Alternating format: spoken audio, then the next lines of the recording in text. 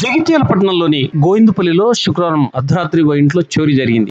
ఇంట్లో ఎవరు లేని సమయంలో తాళాలు పగలగొట్టి నగలు అపహరించారు. 40,000 నగదు, 3 గ్రాముల బంగారం చోరీకి గురైనట్లు తెలుస్తుంది. కేసు నమోదు చేసి దర్యాప్తు చేపట్టారు పోలీసులు.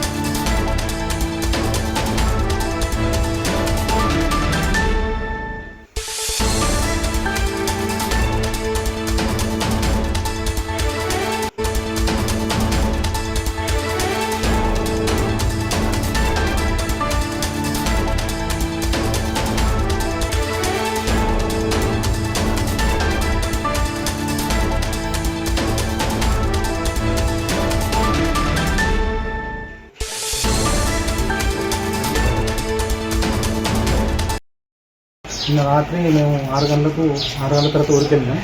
నైట్ మళ్ళీ మార్నింగ్ వచ్చి 8:30కి వచ్చి చూస్తే డోర్ ఓపెన్ అయి ఉన్నాయి.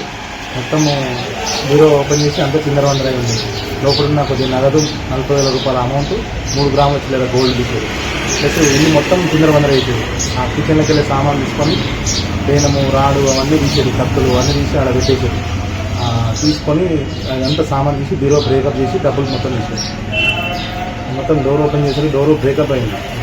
బ్యూరో మొత్తం బ్రేకప్ చేసి తీసేది. మీ పేరు? నా పేరు రామరమణ సార్.